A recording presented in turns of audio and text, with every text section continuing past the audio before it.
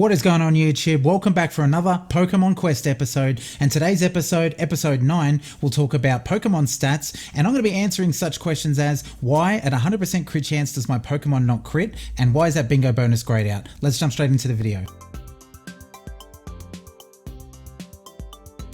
So having a look at the Pokemon here, we've got 9 stones available to give your Pokemon stats. Those stats obviously all add up to accommodate everything that you see in this list over here. We're going to leave this list just for a second. We're just going to talk about the stones. Pay attention to these 3 little squares just to the left of the stone that I've chosen here. Those squares actually activate the bingo bonuses. So you see back over here, the bingo bonus in this bottom section, oops, I accidentally pressed on it. The bingo bonuses in this bottom section only activate when those 3 squares activate. So as your Pokemon levels up, you will get those 3 bingo bonuses completely activated. You'll notice that sometimes they're grayed out, and that is because those 3 squares aren't activated yet. Now, how do you activate those squares? Well, it's quite simple. When you level up a Pokemon enough to get 3 stones in a row, then that will activate one of those squares. They just need to be in a row. And if you had, say for example, you had these top 3 and you had these side 3, that would be 2 squares. And then again, if you had the bottom 3 or you had the side 3 or something like that, that would be all 3 squares activating all 3 bingo bonuses. So there's a lot of consensus about the way the stats work within the game. The maximum stats in the game have really thrown a lot of people around and made them wonder as to what are good stats in the game, why the stats are completely stopping when I'm trying to stack more of it, and it really is a lot more simplistic than you would expect. I know Pokemon Quest like to be really vague in a sense of, what actually the stats really mean. And a great example of this is this Pokemon here has 100% critical rate percentage. That should generally mean, in my eyes and in my mind, that every single time this Pokemon goes out and hits something, it should crit 100% of the time.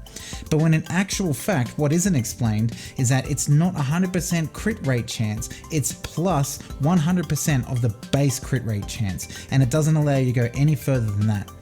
So having a look back at the stones again, you'll see there are different colors of the stones in terms of tiers, and those tiers will determine how many extra effects or statistic effects you get with those stones. So looking at the one that's selected now, you get extra critical rate percentage, extra HP upon recovery, and extra hit healing percentage. And those stats all accommodate what's in here. So my hit healing percentage is at 10, that's the maximum. My critical rate percentage is at 100, that's the maximum. And my critical rate damage, my critical hit damage is at 100 as well, which is the maximum.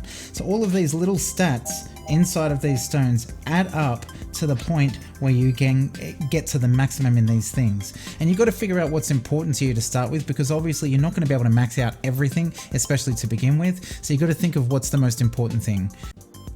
So you might be asking, well, Chino, what is important? This is the reason why I'm watching a video. I'm trying to figure out what stats I need to go for.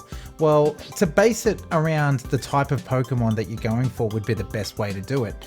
So in effect, I would say all of your attacking Pokemon, you really want to go for the stats that give you hit healing, crit damage, and crit rate. And I think those 3 put together are probably the 3 most beneficial stats that you can go for within an attacking Pokemon. And the reason being is obviously because if you got 10% of your hit damage turned into healing, then you want to hit for as much as possible, and you're going to get that through your critical hit rate and your critical hit damage. And effectively, if you're doing that with a Pokemon that does a lot of damage, then overall they should be healing a lot over time and hopefully staying alive longer so they can do a lot more damage. The effect is a little bit different in terms of if you're going for a support Pokemon or a tank Pokemon, you really want that Pokemon to stay alive for as long as possible so that they can give the buffs to the team so that they can produce the better results in the end. So in the end for this one, you really want to go for the resistances first. I think those are probably the most important things, and sometimes natural healing is really good for tank Pokemon as well. So I'll pull your attention now over to the actual stones on my Pokemon, and specifically I'm showing you my Golduck because he's an attack Pokemon, but really pay attention to the color of all the stones that I have here. You'll notice that most of them are gold and I've got one that is silver, and you see the difference here. So on the silver one, just like I said earlier, the higher the tier stone, the more extra statistics you actually get on those. So on a silver stone, you'll get 2 extra statistics on top of the actual attack or health, whatever it might be, and on a gold you get 3 extra statistics on top of the stone. So in effect, really, you really want to be building towards having a Pokemon that has mostly the higher tier stones, because in the end, all those statistics obviously add up. And this is the same reason why you're starting to see, 100% crit rate, 100% crit damage, 10 hit healing, all of the maximums that I really want to go for are there, and that's primarily because I have gone for the higher tier stones and eventually farmed long enough so that most of them can be just that. So this has been a basic guide around the stats of your Pokemon in Pokemon Quest. If you want to know a little bit more about the actual IV stats of your Pokemon, then I recommend you check out my last video where I dive a little bit deeper into an IV stats calculator and how to obtain better IV stats for your Pokemon.